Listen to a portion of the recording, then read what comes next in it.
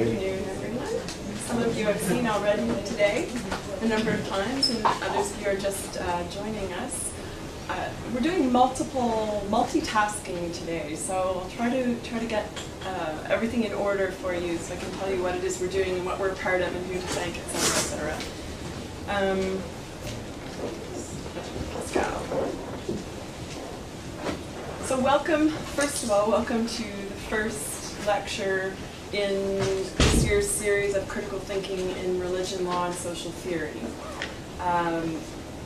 We're also drawing on the advantage of having a group of people at the University of Ottawa for the workshop on multiculturalism and religious identity that Sonia Sika and I nominally have organized. Sonia has done all the work, so Sonia has organized. And we thought we would take advantage of this opportunity to open one of the sessions of the workshop to a public lecture, which we then incorporated into the Critical Thinkers series. So it's a little bit convoluted. I should announce right away that unfortunately Melissa Williams can't be with us today. So we have one lecturer, not two, but I am sure that's going to work out just fine. I'd like to also announce some of the upcoming lectures in the series and invite you to be sure to come to the rest of the series if you can. For those of you from India, you'd be welcome to come back anytime and attend the rest of the lecture series as well. On Friday, November the 26th, we will welcome Danielle Hervieux-Léger to come. I don't have a title for her, unfortunately, but I think it might be on our poster. We have a big poster. And if any of you would like a copy of the poster, please make sure that you see Heather Shipley or Morgan Hunter, because they have, I think, a little pile of them that they're willing to distribute.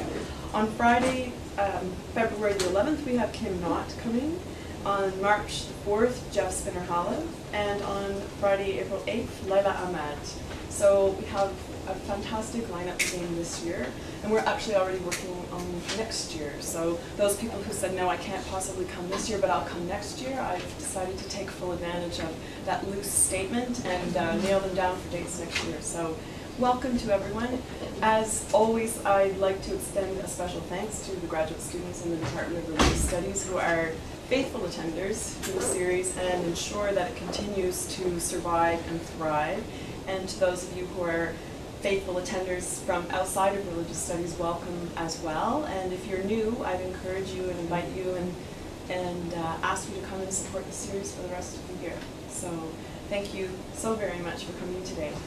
I'd also like to now other thank yous that are due. My co-organizers in this are Andre Liliberté, Pascal Fournier, and Elke Winter. And I think you might be here. I'm not going to.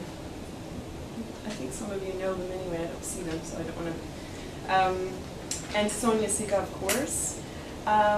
Also, I'd like to thank Heather Shipley, who pulls it all together, and Morgan Hunter, who also helps pull it all together now. So we now have a team of people working to make this lecture series happen. So, without further ado, I'll introduce our speaker, Gurpreet Mahajan. Thank you, Gurpreet, first of all, for agreeing when Melissa could not be with us and we were to have a dual lecture. We asked Gurpreet if she could perhaps speak for just a bit longer, and she graciously accepted and expressed a willingness to do that for us, so thank you very much. Gurpreet is professor at the Center for Political Studies at JNU University, JNU in New Delhi, India. She's written extensively on issues of diversity and discrimination in democracy, civil society, minority rights, and philosophy of social sciences. She's extensively published, and I'll name some of them. Identities and Rights, Aspects of Liberal Democracy in India by Oxford University Press, 1995. Multicultural Path, Sage, 2002. She's also edited a number of books, the most recent being Religion, Community, and Development, Changing Contours of Politics and Policy in India, Routledge, 2010. So without further ado, I'd ask you to join me in welcoming Gurpreet Mahajan.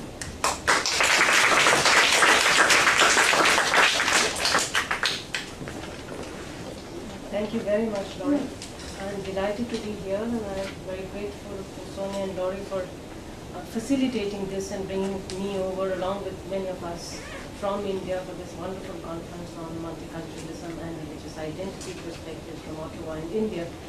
And I'm very happy that I have this occasion, that Laurie extended this invitation to be part of this series on critical thinking, on law and society, and to share my views both with participants and continue the conversation that's been going on in the conference, and then perhaps to have this opportunity to really meet with a larger group of people and get your views and comments on what I have to say on this subject. Let me say, I think one of the interests and the excitement of coming to Ottawa, other than many others that have been obvious, was the theme that had been chosen on multiculturalism and religious diversity. And I thought it was both very appropriate in addressing and dealing with and addressing upfront some of the questions that have come up within multicultural theory in recent times. And it was also different from the way multiculturalism had been thought about and written about in Canada for some time. Another way of putting this would be that I think this theme really captured the shift that was happening within the most popular or well-known and influential writings that were coming out of multicultural theorizing in Canada. And at the same time, it's compelling us really to address those challenges and see whether new claims of cultural, religious diversity that have been coming up in Canada and elsewhere can really be accommodated within the framework of which are available to us. Whether in particular they can be accommodated within frameworks of secularism, as has been the attempt in many a times. And at the risk of being a bit bold, maybe naively or foolishly so, I'm going to talk a little bit first about the way it appears to me the problem is posed and why these problems really come up in such a sharp manner within multicultural theory and accommodation of religious diversity by looking at some of the things that have been happening in Canada.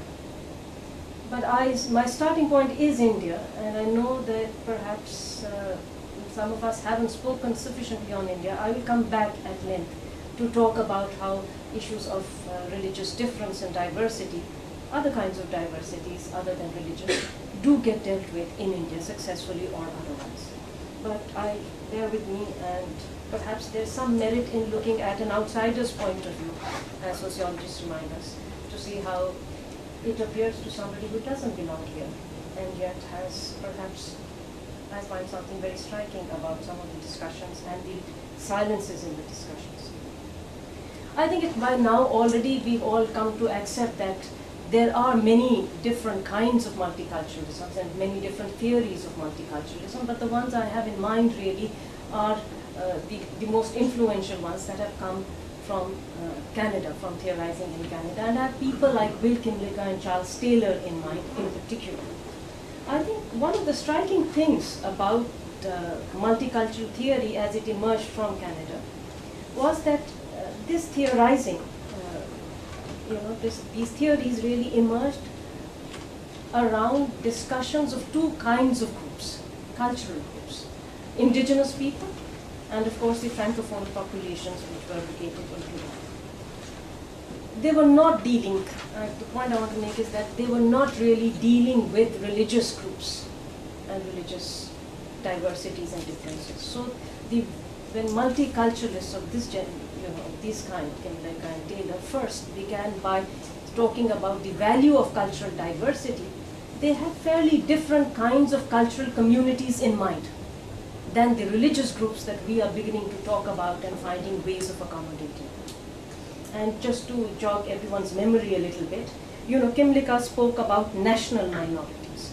And national minorities were people with a distinct societal culture, which invariably meant that they had separate institutions, rules and norms by which they had lived on a given territory for a long period of time, and they had these separate kinds of institutional structures by which they lived.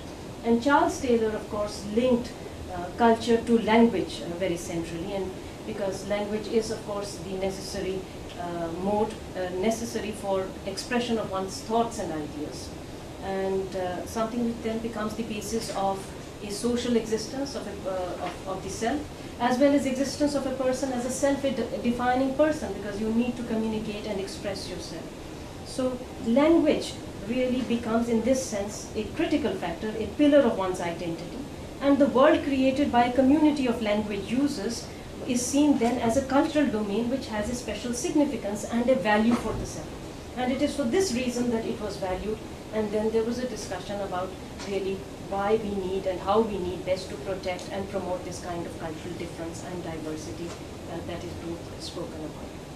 There were, of course, a few people in Canada itself, and some of them are here, who did write about religious groups and religious differences and try to talk about how they should be accommodated. But it is very striking that the measures that were suggested by these theorists for accommodation of cultural differences and diversities understood in this way. Because I think, keep in mind that these cultural groups had a religion of their own, and this was different from the religion, in both these cases, was the religion of these people were different from the religion of the majority in Canada. But nevertheless, that was not the index around which their distinctiveness was measured or sought to be valued and accommodated. It was for another reason.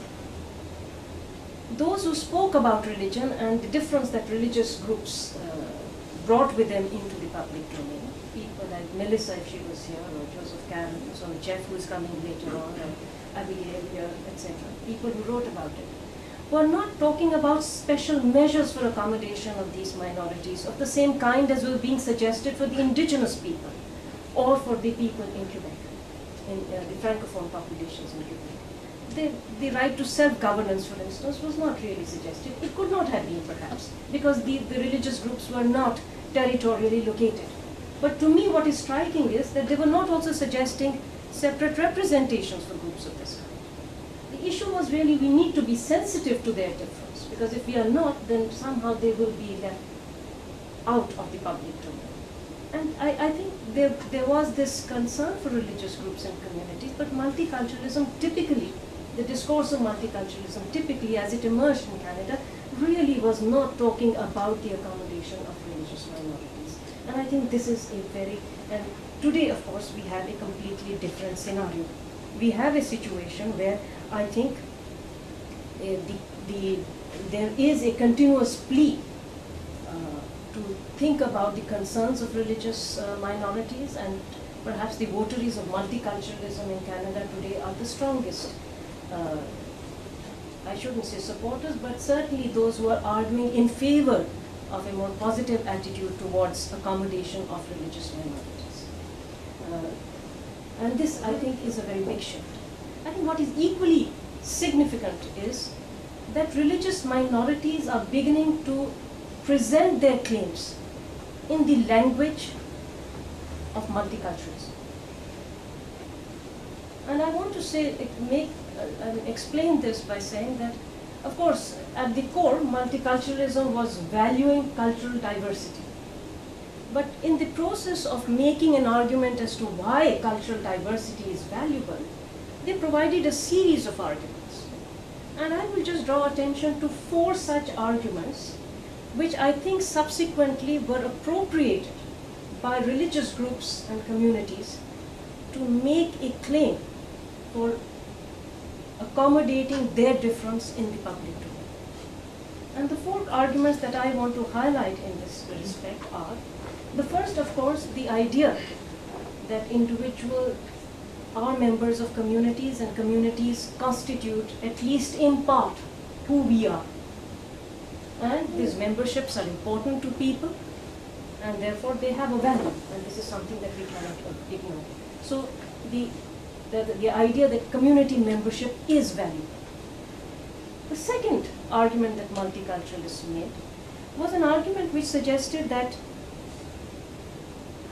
community memberships really constitute the context of our experience. They shape our conceptions of what we think to be good and desirable. They structure our imagination. They're also the lens through which others look at us and relate to us. And of course, the lens through which we look at other people too, in terms of our experiences. A third linked argument that was there was a complex argument which in many ways made 2 points. A,